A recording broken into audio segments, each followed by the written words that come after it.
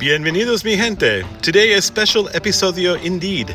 He's been called the Pope of Trash, but for several generations he's remained the only man who can make bad taste stand as high art. As he nears his 80th birthday, the divine John Waters refuses to head for a rocking chair. Instead, he's going to rock the Cal State LA Luckman Fine Arts Complex on April 14th with his one-man show, Going to Extremes. For today's episode of Suddenly Jorge, I had the chance to enjoy a rollicking phone call with the legendary filmmaker and author to offer this preview of his radical comedy crusade.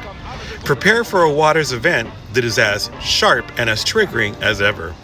He's not here to lecture, he's here to deliver a sermon to the converted and faithful. Find out why he thinks humor remains the ultimate form of rebellion, why he believes the radical middle is the newest extreme, and discover a few more revelations that just might make you say, Qué Diablos. Enjoy la charla.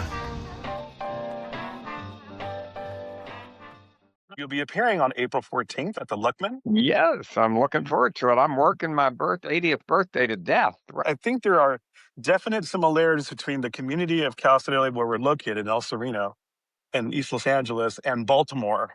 Well, let me tell you, my audience, I could be in Paris, I can be in Idaho, I can be anywhere, and they're all the same. They're smart, they get dressed up for me, they are funny, and they have a sense of humor about themselves, and they're all ages and sexuality, and they don't even fit in with their own minority. So a week before your actual 80th birthday, correct? The show itself? Yes, well, I have 8 birthday shows of I don't remember. My birthday is actually April 22nd. So we're about not 8 days before the momentous occasion. Well, it's all part of it. It's all the same. I've been telling people all year, you know how you're 12, you say to people, I'm going on 13. So I tell everybody, I'm going on 80. And then I decided I'd just start telling people I'm 84, and they say, you look good. Let me just start with this. Do you care about words like legacy or nostalgia at this point? Well, no, I mean, legacy is very nice. I already got more than I'd ever expected in my life. After the Academy Awards Museum show, what more is there? It's not going to get any better, right? I think legacy is a sort of a word that people might use. It would say the word journey, a word that I hate more than any single word in the world. And humbled is my second most hated word. But legacy, it depends on how they use it. I would never say that word, but I'm flattered if people say that about me. And what was the other word? Nostalgia. But for some people, I'm proud of the past, but I live for the future. I can't stand people my age that say we had more fun in the 60s. No, we didn't. They're having just as much fun now being non-binary and scaring gay people. Given your gallery of obsessions and characters that you devised, and unleashed over the decades, can you take credit for the advent of reality television stars and today's influencer culture? Because I feel like absolutely not. I hate reality television. I've never watched one reality show in my life. My people were not really those people. They were scripts I wrote. We didn't live in a trailer. We didn't eat dog shit. No, I'm the opposite of reality TV. Every single word was scripted.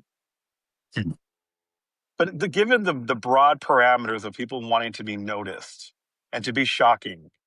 Yeah, I don't watch. That's the one genre I've never seen a reality show in my life. I know people that work on crews of them, and they're not even real either. Artificial reality for the world of artificial intelligence. No, my films are the opposite of reality.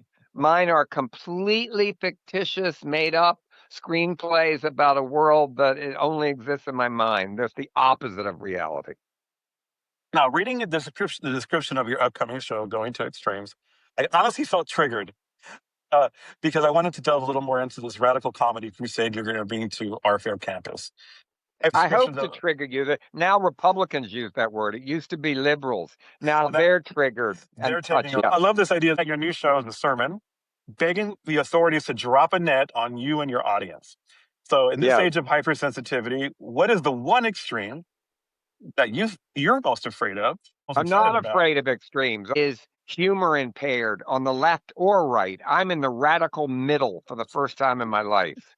And humor is politics, humor is terrorism, humor is how you win a battle, and humor is how you change people's mind.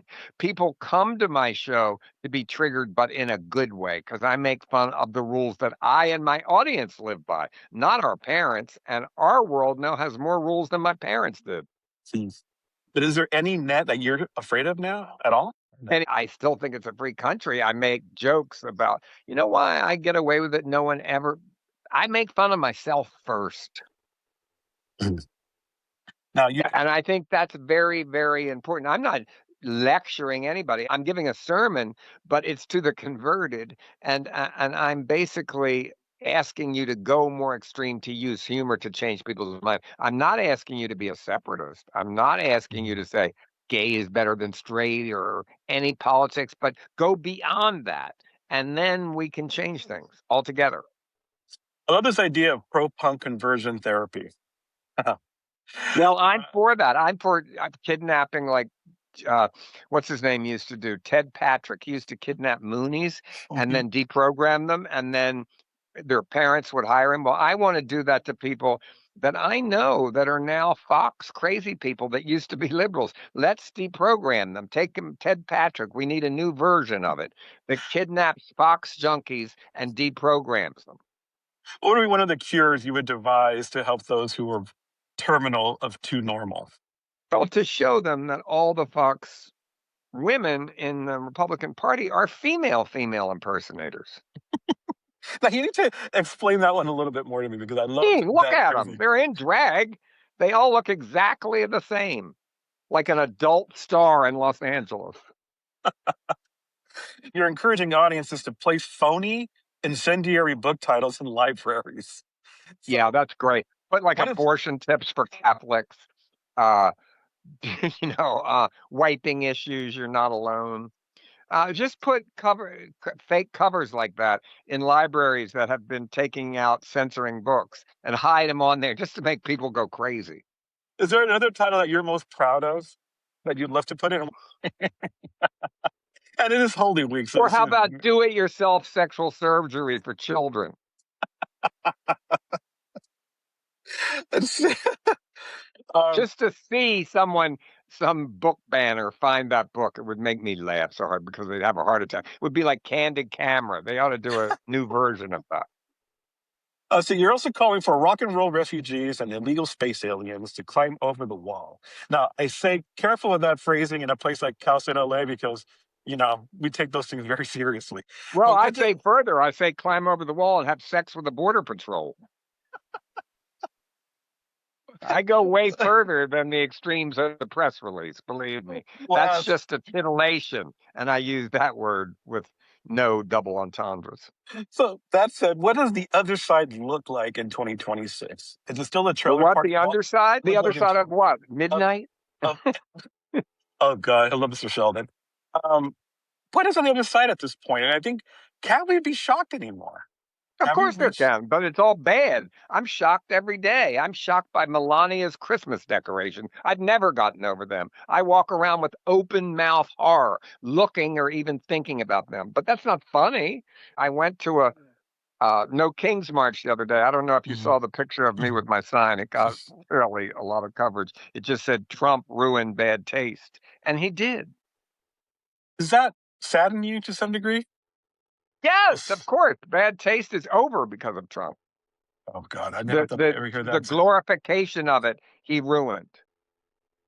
Do you think it'll come back like anything else in this war that gave us joy? Everything comes back in a different version, a different extreme, a different way to appreciate it. Mm-hmm. Like camp became trash, became filth, became, it's all the same thing. It's underground humor that scares people. It feels like cultural appropriation at this point to me. Well, appropriation's a whole different thing. I talk about that in my show. Appropriation is stealing, basically. Mm-hmm. That's a fancy legal word for it. You have this roll call of fans from Diesels with Measles and Butch Twinks. All of them were represented in the community and more. How do you think the John Waters fan has evolved since Pink Flamingos? Do you think it's harder to shock today's modernistas versus the culturistas?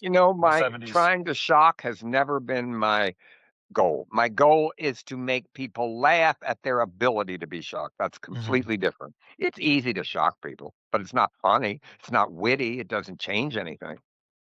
Was that always the intent from day one, or no? Was there something a little more Yes. profound for you? Was there a profundity that you were trying to express Trying when to you make were? you laugh at things that you are uncomfortable about laughing with, and then you maybe look at it in a different way. I'm all good humor takes you to some kind of edge that you're a little uncomfortable with. Mhm.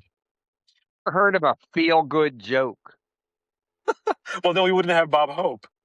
Bob Hope did He an wasn't that entire. feel good either, really. Actually, I think he was kind of performative myself. Now that I think about Maybe it, Bob Newhart was a feel good comedian.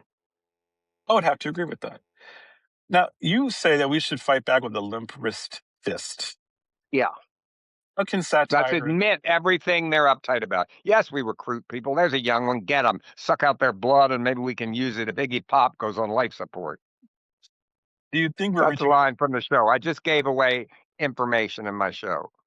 And people, I hope you're taking notes. I hope people are writing this down because I want them to support. No, I hope they're not, because then they've heard the joke. I won't give you any more. But can satire endure while we remain in this current state of hypersensitivity? It has to, of course. But yes, it can.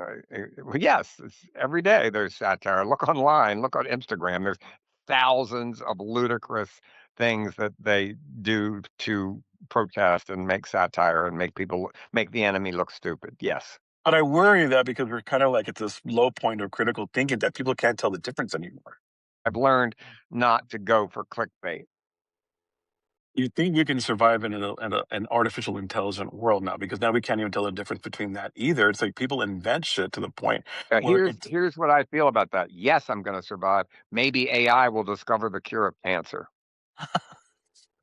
I'm not joking.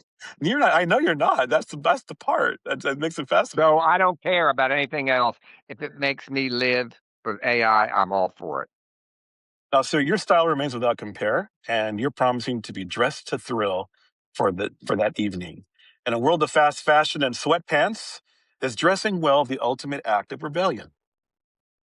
Well, that's the only thing Trump was right about to bitch about how people dress on planes. It enrages me. I have a little card that says nice outfit. I've only handed it to one person because they punch you. But the slobism that I see on airplanes, and I'm on an airplane often every day, is contemptible. If going to extremes is the goal, then what's the one thing you haven't done yet because it's even too extreme for you? Not that I haven't done anything too extreme. There's things I haven't done that I want to do with writing still. There's no extreme like act. I want no sex act. I'm not. I'm trying to think. I'm not rushing to think of some sex act I've never done at 80. No,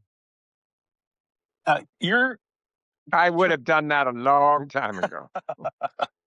you're traveling the country. You're bringing this message from the mount to all of your adoring fans and worshipers. And I'm curious, Well, you you know, said that. I wouldn't call them that. But go ahead.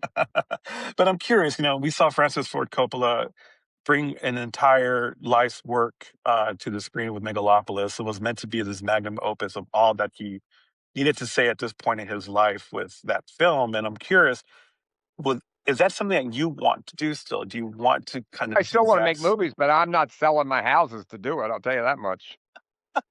So is it fair to say that there is still I'm one not more ever in you? using my own money to make a movie. You never should. I never have. And many of the people that were friends I borrowed money from all got it back. The studios didn't all, but by now, most of them did.